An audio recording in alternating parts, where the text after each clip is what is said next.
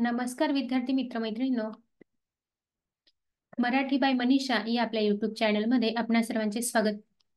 मित्रांनो, आज आपण इयत्ता 6वी या वर्गातील मराठी विषयाचा पाठ क्रमांक 2 माझा अनुभव याचा अभ्यास करणार आहोत. मित्रांनो, बघा, आपल्याला दैनंदिन जीवनामध्ये बरेच सारे अनुभव येत असतात. तसाच एक छोटासा अनुभव इथे एका मुलाने मांडलेला आहे, ते पण पाठाच्या रूपामध्ये. म्हणून तुम्ही आजचा हा पाठ पूर्ण पाहायचा आहे आणि व्हिडिओच्या शेवटी मी याच पाठाचे काही शब्दार्थ देखील दिलेले आहेत.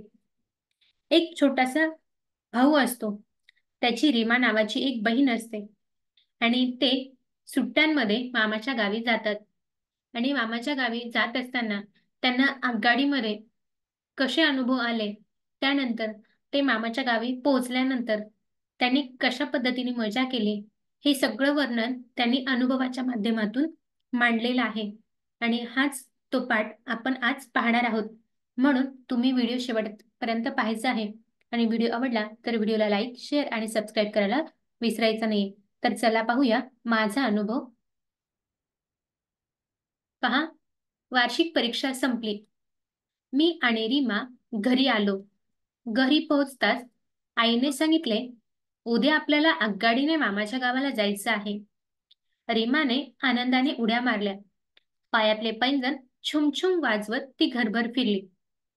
बघा मित्रांनो, तुम्ही देखील शाळेमध्ये जातात. तुमच्या देखील शाळेमध्ये परीक्षा होतात. त्यामध्ये सहामाही परीक्षा, वार्षिक परीक्षा. तसंच इथे रीमा आणि रीमाच्या भावाची वार्षिक परीक्षा संपलेली आहे आणि त्यानंतर त्यांना सुट्ट्या लागलेल्या आहेत आणि वार्षिक परीक्षा संपल्यानंतर ते मामाच्या गावाला जाणार होते असं त्यांना आईने सांगितलं. तर इथे मुलांची वार्षिक परीक्षा संपली आणि नंतर ते परीक्षा संपल्यानंतर घरी आले, रीमा आणि रीमाचा भाऊ. आणि घरी पोहोचल्यानंतर आईने त्यांना एक आनंदाची बातमी दिली की आपल्याला उद्या मामाच्या गावाला आगगाडीने जायचं आहे. म्हणून रीमा आनंदाने काय करू लागते, उड्या मारू लागते आणि तिच्या पायातले जे काही पैंजण आहेत ते पैंजण छुमछुम वाजवत ती घरभर फिरली. बघा मित्रांनो, लहान मुलं म्हटली की त्यांना काही गोष्ट त्यांच्या मनासारखी घडली किंवा घडणार असेल तर त्यांना खूप आनंद होतो. तसाच काहीसा अनुभव आनंद ह्या रीमाला झालेला आहे. तिला आईने जेव्हा सांगितलं की आपल्याला मामाच्या गावी जायचं आहे, म्हणून ती खूप आनंदी झाली आणि आनंदाच्या भरामध्ये ती आपल्या पायातले पैंजण छुमछुम वाजवत घरभर फिरली. पैंजण पैंजण याचा अर्थ काय की पायातले ज्या काही साकळ्या असतात त्या साकळ्या ती छुमछुम करत वाजत होती आणि घरभर फिरली देखील. तसं आपल्या घरामध्ये देखील लहान बाळ असलं, मुलगी असली तर तिच्या पायामध्ये आई पैंजण घालते, साकळ्या घालते आणि ती जेव्हा चालते तेव्हा तिचा पैंजणांचा आवाज छुमछुम असा येतो. तसाच हा पैंजणांचा आवाज छुमछुम या रीमाचा येत होता. नंतर पुढे मामाच्या गावाला जाण्यासाठी आम्ही सकाळी निघालो. आगगाडीत बसलो. आगगाडी झुकझुक करत चालली होती. खिडकीत बसलेल्या रीमाचे केस भुरभुर उडत होते. खिडकीतून येणाऱ्या उन्हामुळे तिचे डोळे लुकलुकत होते. तिचा चेहरा प्रसन्न दिसत होता. आई वाचत असलेल्या पुस्तकाची पाने हवेने फडफडत होती. ती वाचनात तल्लीन झाली होती. मी खिडकीतून बाहेर पाहू लागलो. थंडगार वाऱ्याचा झुळका अंगावर झेलू लागलो. इथे हा छोटासा मुलगा काय म्हणतोय की आम्ही मामाच्या गावाला सकाळी निघालो होतो आणि ते पण कशाने, आगगाडीने, ज्याला तुम्ही इंग्रजीमध्ये ट्रेन म्हणतात किंवा मराठीमध्ये तिला आपण आगगाडी म्हणतो. तर आगगाडीने आम्ही सकाळी निघालो होतो आणि आगगाडी सुरू झाली त्यानंतर तिचा झुकझुक असा आवाज होत ती सुरू झाली आणि रुळावरनं चालू लागली. खिडकीत बसलेल्या रीमाचे केस भुरभुर उडत होते आणि रीमा कुठे बसलेली होती, खिडकीजवळ बसलेली होती. बघा, इथे तुम्हाला चित्रामध्ये दिसतंय की रीमा आगगाडीमध्ये कुठे बसलेली आहे, खिडकीजवळ बसलेली आहे आणि तिच्या शेजारी तिची आई आहे आणि आईच्या शेजारी तिचा भाऊ बसलेला आहे आणि हे तिघही कुठे निघालेले आहेत, आता मामाच्या गावाला निघालेले आहेत. आणि रीमा खिडकीजवळ असल्यामुळे बाहेरून जे काही खिडकीतून आतमध्ये हवा येत होती त्या हवेमुळे रीमाचे केस भुरभुर उडत होते. खिडकीतून येणाऱ्या उन्हामुळे तिचे डोळे लुकलुकत होते आणि खिडकीच्या बाहेरून जे काही आतमध्ये खिडकीमध्ये ऊन येत होतं त्या उन्हामुळे तिचे डोळे काय होत होते, लुकलुकत होते, म्हणजे चमकत होते. तिचा चेहरा प्रसन्न दिसत होता आणि तिचा चेहरा अतिशय प्रसन्न दिसत होता. आता प्रसन्न याचा अर्थ काय, टवटवीत दिसत होता. आई वाचत असलेल्या पुस्तकाची पाने हवेने फडफडत होती आणि आई आपली वाचनामध्ये मग्न झालेली होती आणि बाहेरून खिडकीतून हवा येत होती आणि त्या हवेमुळे त्या पुस्तकाची पाने काय होत होती, फडफड अशी वाजत होती. आणि तरी देखील आई वाचनामध्ये काय झालेली होती, तल्लीन झाली होती. आता तल्लीन होणे याचा अर्थ काय, की वाचनामध्ये मग्न होणे. मी खिडकीतून बाहेर पाहू लागलो आणि रीमाचा भाऊ खिडकीच्या बाहेर पाहू लागला आणि ज्या काही थंडगार वाऱ्याच्या झुळका येत होत्या त्या झुळका देखील तो त्याच्या अंगावर झेलू लागला. अंगावर म्हणजे आपल्या शरीरावर तो घेऊ लागला. बघा, आपण देखील कधी प्रवास करतो आणि प्रवास करत असताना आपल्याला देखील खूप आनंद होतो आणि तो आनंद आपण अनुभवत असतो. तसंच काहीसा अनुभव हा मुलगा देखील इथे अनुभव घेत आहे. पुढे, तेवढ्यात माझे लक्ष माझ्या शेजारी बसलेल्या मावशीकडे गेले. त्यांच्या मांडीवर बसलेले छोटेसे बाळ माझ्याकडे पाहून खुदकन हसले. मी बाळाला मांडीवर घेतले. ते खिडकीतून पळणारी झाडे टुकटुक पाहू लागले. पाहता पाहता ते गाढ झोपले आणि आम्ही ज्या आगगाडीतून जात होतो, प्रवास करत होतो, त्या आगगाडीमध्ये एक मावशी देखील होत्या. इथे तुम्हाला चित्रामध्ये दिसत आहे की एक मावशी आहेत आणि त्या मावशींच्या मांडीवर एक छोटंसं बाळ देखील आहे. ते देखील आमच्या बरोबर प्रवास करत आहेत. असं तो मुलगा म्हणतो. तर त्या मुलाचं तेवढ्यात लक्ष जातं एका मावशींकडे आणि त्या मावशींच्या मांडीवर कोण बसलेलं आहे, एक छोटंसं बाळ बसलेलं आहे आणि ते बाळ त्या मुलाकडे पाहून काय होतं, खुदकन हसतं. त्या मुलाने, छोट्याशा बाळाने पटकन काय केलं, स्माईल दिली त्या रीमाच्या भावाला.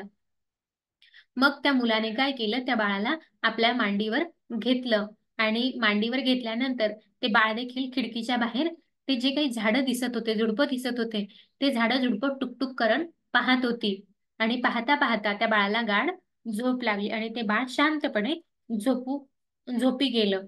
असं इथे आपल्याला या कडव्यामध्ये समजलेला आहे त्याचा अर्थ.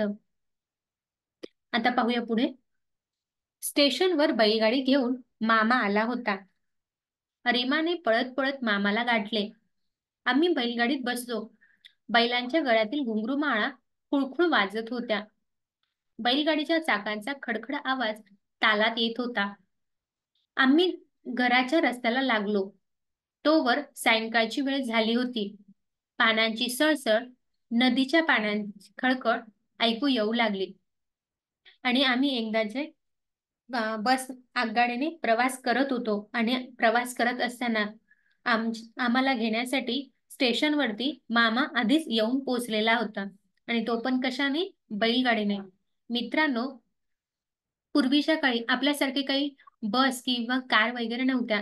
तर पूर्वीच्या काळी बैलगाडी असायची. कोणाला स्टेशनवरनं घेण्यासाठी किंवा त्यांना पोहोचवण्यासाठी त्यांना बैलगाडीनेच प्रवास करावा लागायचा. तसंच इथे मामा देखील त्या मुलांना आणि त्यांच्या आईला घेण्यासाठी स्टेशनवर बैलगाडीने आलेला होता आणि हे रीमाने आगगाडीमधूनच पाहिलं आणि मग रीमा पळतच जाऊन आपल्या मामाला गाठते, म्हणजेच मामाजवळ पोहोचते आणि मग मुलं आणि त्यांची आई म्हणजेच आम्ही बैलगाडीमध्ये बसलो आणि मग ती बैलगाडी घराच्या दिशेने निघू लागते. बैलगाडीच्या गळ्यातील घुंगरूमाळा खुळखुळ वाजत होत्या आणि क्षमा करा, बैलांच्या गळ्यामध्ये ज्या काही घुंगरूमाळा होत्या त्या घुंगरूमाळ्यांचा आवाज कसा येत होता, खुळखुळ असा येत होता. बैलगाडीच्या चाकांचा खडखड असा आवाज तालात येत होता आणि बैलांच्या गळ्यातल्या घुंगरूमाळा खुळखुळ असं वाजत होत्या. त्याचबरोबर बैलगाडीचे जे काही चाकं होते त्या चाकाचा देखील खडखड असा आवाज येत होता आणि ते पण कसा, ताला येत होता, म्हणजे एका रिदम मध्ये ते चाकांचा आवाज येत होता. आम्ही घराच्या रस्त्याला लागलो आणि मग जाता जाता आम्ही एकदा घराच्या रस्त्याला जाऊ लागलो. तोवर सायंकाळची वेळ झालेली होती आणि तोपर्यंत किती वेळ झालेला होता, तर सायंकाळची वेळ झालेली होती, म्हणजे 5-6 वाजेची वेळ होती ती. त्यातच पानांची सळसळ, नदीच्या पाण्याचा खळखळ आवाज ऐकू येऊ लागला होता आणि झाडांची जी काही पानं होती त्यांचा सळसळ असा आवाज येत होता आमच्या कानावरती. आणि त्याचबरोबर नदीच्या पाण्याचा देखील खळखळ असा आवाज येत होता. कारण खेडेगावामध्ये शांतता असते, म्हणून ह्या सगळ्या गोष्टी आपल्याला काय होतात, अनुभवायला मिळत असतात. तसंच इथे देखील त्या मुलांना हा अनुभव येत होता. पुढे पाहूया. तोवर सायंकाळची वेळ झाली होती. पानांची सळसळ, नदीच्या पाण्याची खळखळ ऐकू येऊ लागली. झाडीतील पक्ष्यांची किलबिल, शेतात चरणाऱ्या गायींचे हंबरणे, बकऱ्यांची बेबे हे सारे वातावरण मिसळून गेले होते. शेतातली पिके वाऱ्यावर मंद मंद डुलत होती. मन आनंदाने थुईथुई नाचत होते. आणि मुलं सायंकाळची वेळ झाल्यामुळे ते बैलगाडीने घरी जात होते. आणि जात असताना त्यांना रस्त्यामध्ये कोणकोणता अनुभव आला, की झाडांची जी काही पाण्याची सळसळ होती ती ऐकू येत होती. त्याचबरोबर गावातून वाहणारी जी काही नदी होती, त्या नदीला पाणी होतं आणि त्या पाण्याचा आवाज देखील त्यांना ऐकू येत होता. झाडातील पक्ष्यांची किलबिलाट सुरू होता आणि सायंकाळची वेळ असल्यामुळे पक्षी आपल्या घरट्याकडे रवाना होत होते. आणि त्यावेळेस त्यांच्या पक्ष्यांचा किलबिलाट चालू होता, तो आणि आवाज देखील त्या मुलांच्या कानी येत होता. त्याचबरोबर शेतामध्ये ज्या काही चरणाऱ्या गायी होत्या, त्या गायींचे हंबरणे ते देखील त्या मुलांना ऐकू येत होते. बकऱ्यांची बेबे सुरू होती. हे सगळं वातावरण अतिशय सुंदर होतं आणि हे सगळं वातावरणात ते मिसळून गेलं होतं. जणू काही हा निसर्ग आमच्याशी बोलू पाहत होता, असं इथे सांगितलेलं आहे. त्याचबरोबर शेतातले जे काही पिकं होते पिकं देखील वाऱ्याने काय होत होते, मंद मंद डुलत होते. आता डुलणे म्हणजे काय, डोलणे. इकडून तिकडे हवेने ते हेलकावे घेत होते आणि यामुळे आमचं मन काय झालेलं होतं, आनंदाने थुई नाचत होतं. जणू काही हा निसर्ग आमच्याशी बोलू पाहत होता. त्यामुळे आमचं मन देखील काय होत होतं, आनंदाने थुई नाचत होतं. आम्हाला देखील खूप आनंद होत होता. एकदाच आम्ही मामाच्या घरी येऊन पोहोचलो. घरी येताच तोंडभर हसून मामीने आमचे स्वागत केले. मामांची मुले राजू आणि चिमी आमचीच वाट पाहत होती. आम्ही एकमेकांना कडकडून भेटलो. आजी हळूहळू चालत, काठी टेकत टेकत आमच्याजवळ आली. आम्ही आजीला बिलगलो. तिने आम्हाला जवळ घेतले. आमच्या डोक्यावरून तोंडावरून हात फिरवला. तिच्या हाताचा थरथरणारा स्पर्श खूप प्रेमळ अन बोलका होता. आम्हाला खूप गहिवरून आले. आणि एकदाच आम्ही हा प्रवास करून आल्यानंतर कुठे येऊन पोहोचलो, मामाच्या घरी येऊन पोहोचलो. आणि दारातच मामीने काय केलं, आमचं तोंड भरून कौतुक केलं, स्वागत केलं. त्याचबरोबर मामाची मुलं पण होती, राजू आणि चिमी, हे देखील आमची येण्याची वाट पाहत होती.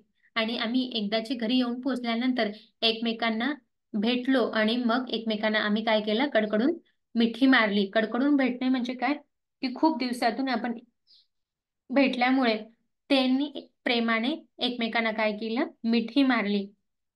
कडकडून भेटणे याचा अर्थ काय, की प्रेमाने मिठी मारणे. आणि तेवढ्यात आमची आजी हळूहळू चालत चालत, काठी टेकत टेकत आमच्याजवळ आली. कारण आजी थोडीशी म्हातारी झाली होती, म्हणून ती काठी टेकत टेकत बाहेर आली होती पुढच्या हॉलमध्ये. आणि मग आजीला पाहताच आम्ही आजीला काय झालो, बिलगलो आणि आम्ही देखील आजीला काय केली, मिठी मारली. तिने आम्हाला जवळ घेतले आणि आजीने पण काय केलं, आम्हाला प्रेमाने जवळ घेतलं. आमच्या डोक्यावरनं आणि तोंडावरनं हात फिरवला. तिचा हाताचा थरथरणारा स्पर्श खूप प्रेमळ आणि बोलका होता. कारण आजीचं आता थोडं वय झालेलं होतं आणि आजीचे हात काय होत होते, थरथर कापत होते. तरी देखील तिने आमच्या डोक्यावरनं आणि तोंडावरनं काय केला, हात फिरवला. आणि आम्हाला खूप गहिवरून आलं, कारण आजी खूप म्हातारी झाली होती आणि तरी देखील ती आमच्यावर इतकं प्रेम करत होती. हे सगळं पाहून आम्हाला गहिवरून आलं. गहिवरून येणे म्हणजे काय, की थोडंसं मन भरून आलं, डोळ्यामध्ये अश्रू आले. बघा मित्रांनो, आपण देखील कधी खूप दिवसातून आपल्या गावी गेलो आणि तिथे जर आपले आजी बाबा असतील तर ते आजी बाबा देखील असेच माया असंच प्रेम आपल्यावर करत असतात. ते देखील आपल्याला जवळ घेतात, मुका घेतात आणि आपल्यावरती खूप प्रेम करत असतात. हे खरं तर त्यांच्या भावना असतात, ते आपल्या बरोबर व्यक्त करतात. पण आपल्याला आजकालच्या मुलांना हे आवडत नाही. पण त्यांच्या देखील भावना कुठेतरी व्यक्त झाल्या पाहिजे म्हणून ते प्रेमाने आपल्याला काय करत असतात, जवळ घेत असतात, मुका घेतात. तसाच मुका आणि प्रेम ह्या मुलांना त्यांच्या आजीने इथे दिलेलं आहे. आणि हे सगळं पाहून त्या मुलांना काय झालं, थोडंसं रडू आलं, गहिवरून आले. नंतर पुढे दुसऱ्या दिवसापासून नुसती धमाल. विहिरीवर पोहायला जाणे, शेतात बागडणे, आंब्याच्या झाडावर चढून कैऱ्या, पाडाचा आंबा तोडून खाणे, बैलगाडीतून मामाबरोबर फेरफटका मारणे, आज शेतावर तर उद्या आमराईत मामाबरोबर फिरायला जाणे, रोजच मजाच मजा. आमची सुट्टी कधी संपली ते आम्हाला समजलेच नाही. आम्ही परत गावी आलो आणि एकदाच आम्ही घरी पोहोचल्यानंतर आमचं स्वागत तर झालंच, त्याचबरोबर आम्ही देखील आजीला भेटलो आणि आजीने देखील आम्हाला जवळ घेऊन खूप सारं प्रेम दिलं. आणि नंतर जेवण झाल्यानंतर आम्ही रात्री गप्पा मारत झोपी गेलो आणि दुसऱ्या दिवशी उठलो आणि नंतर आमची पुन्हा धमाल सुरू झाली. धमाल म्हणजे काय? मस्ती. कधी आम्ही विहिरीवर पोहायला जाणे, कधी-कधी आम्ही विहिरीवर पोहायला जायचो. जसं आज तुम्ही स्विमिंग करतात ना, तसं पूर्वीच्या काळी काही स्विमिंग पूल नसायचे. खेडेगावामध्ये विहीर असायची. आजही काही गावांमध्ये विहिरी आहेत. पण विहिरींचं प्रमाण कमी झालेलं आहे. आता बोरवेल जास्त मोठ्या प्रमाणामध्ये आपल्याला पाहायला मिळते. तर इथे तो छोटासा मुलगा म्हणतो, की आम्ही कधी-कधी काय करायचो, विहिरीवर पोहायला जायचो. शेतात बागडणे आणि आम्ही शेतामध्ये मामाबरोबर काय करायचो, मामाबरोबर शेतामध्ये जायचो आणि ते काय करायचो, बागडायचो म्हणजेच खेळायचो. इकडून तिकडे फिरायचो. आंब्याच्या झाडावर चढून कधी कैऱ्या पाडायचो. बघा तुम्हाला इथे चित्रामध्ये दिसतंय, की मुलं काय करत आहेत, या आंब्याच्या झाडावर ज्या काही कैऱ्या लागलेल्या आहेत, त्या कैऱ्या करताय ते मुलं तोडून खाली जमा करताय एका पाटीमध्ये. आम पाडाचा आंबा तोडून खाणे. कधी-कधी पाडाचा आंबा म्हणजे काय, की जो पूर्णपणे पिकलेला देखील नाही. असे आंबे आम्ही काय करायचो, कच्च्या कैऱ्या आम्ही काय करायचो, तोडायचो आणि त्या फोडून खायचो देखील. बघा तुम्ही देखील मामाच्या गावाला गेलात आणि मामाच्या गावाला जर आंब्याची झाडं असतील, तर तुम्ही देखील अशा पद्धतीने मजा करतात. तसंच मजा इथे ती मुलं करताना आपल्याला पाहायला मिळत आहे.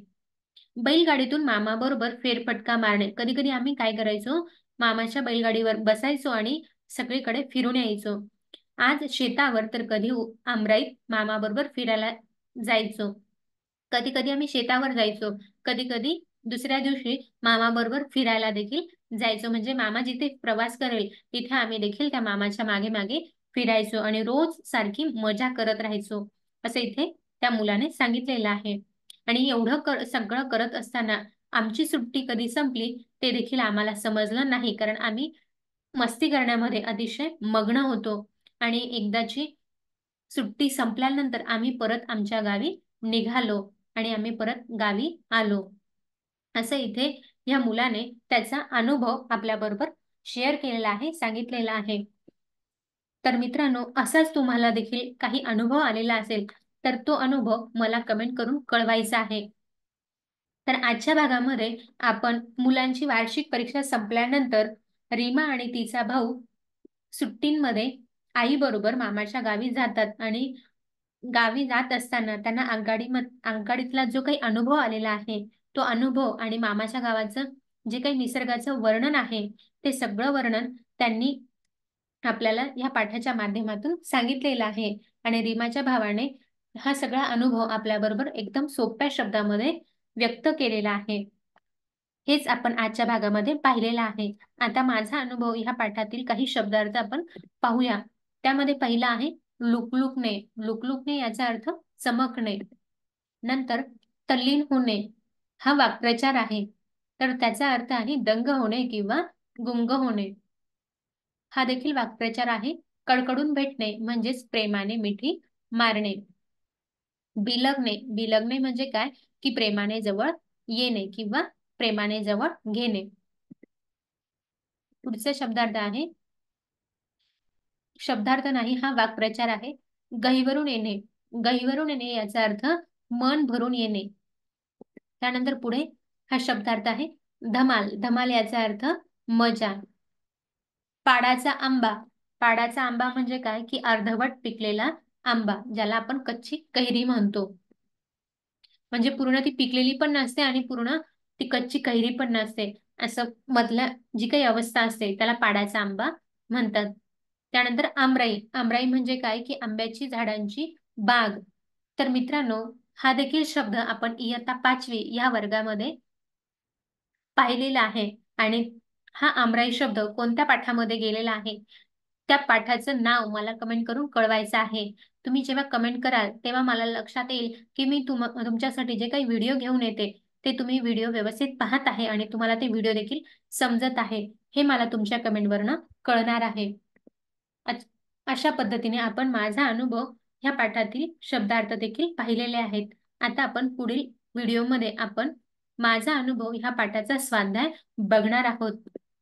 तर आजचा व्हिडिओ तुम्हाला कसा वाटला ते मला कमेंट करून कळवायचं तर आहेच. त्याचबरोबर आजचा जर व्हिडिओ तुम्हाला आवडला असेल तर व्हिडिओला नक्की लाईक करा. जास्तीत जास्त मित्रांबरोबर तो शेअर देखील करा.